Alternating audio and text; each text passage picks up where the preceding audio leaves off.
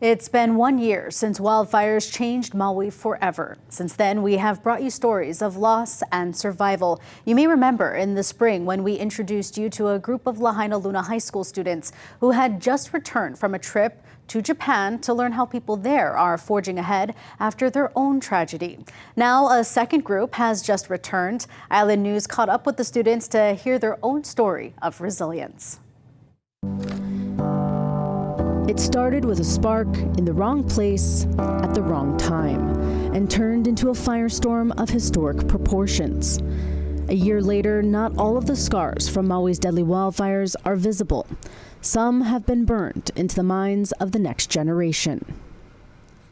I thought it was just another brush fire like we've had in the past years, because we've dealt with it like that for so long, but nothing of that scale. It was just pitch black, like there was nothing, like there was poles down and we had to drive on the opposite side of the road. Like it just looked so bad. Like I was driving and I wanted to help, but like what could I do? Still, these wildfire survivors are hopeful for the future. Since last August, 2 cohorts of Lahaina students traveled to Higashi-Matsushima with the Japanese Cultural Center of Hawaii as part of its program TOMODACHI Kibou for Maui to see for themselves the city's recovery process after a catastrophic earthquake tsunami triggered a nuclear event in Japan's Miyagi Prefecture in 2011. I can't explain to them how to cope or how to move on or how to recover from a tragedy like this. But some of these people we met in Tohoku, Japan can. The students participated in exercises centered around leadership development, sustainability, and disaster recovery. They were challenged to take what they learned abroad and bring it back to the Valley Isle to put into practice so that someday Maui might feel like home again. The voice of our young ones are the most important ones. You know, we tell them, you know, in 20 years, this town is yours. You know, get involved now and give your voice now so that the town gets, you know, is shaped the way you want it to be. And these kids, their ideas are solution facing.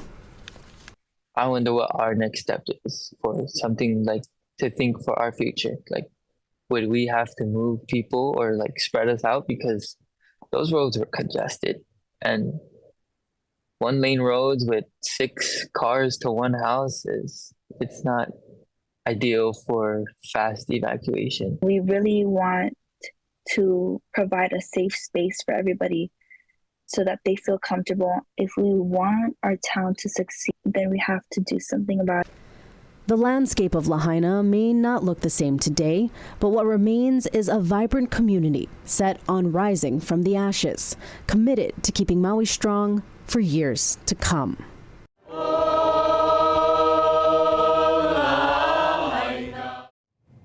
Now we have ABC correspondent Becky Worley joining us. And Becky, you grew up in Lahaina, so I know it's a very personal story for you, and you had the opportunity to travel with that first group of students in the spring. Can you tell us a bit about that experience?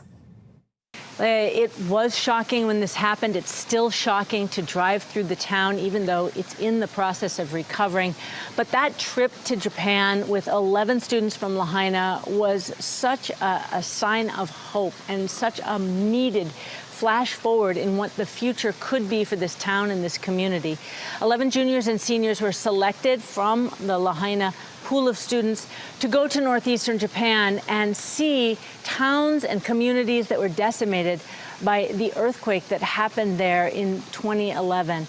And to talk with survivors. Miku Narisawa was the leader of the group who spoke with the kids and told them what that process was like, what her stumbling points were, when she found her purpose to help her community get back involved. And the kids saw what those towns, those homes will look like in the future, and that things will get back to normal. We also got a chance to see that it wasn't just rebuilding the past, but moving forward into the future, how sustainability and the conscientiousness of cultural practices influenced the decisions that were made in the rebuilding. The kids are now moving on with their lives, and that experience and their commitment to this community in Lahaina are so strong.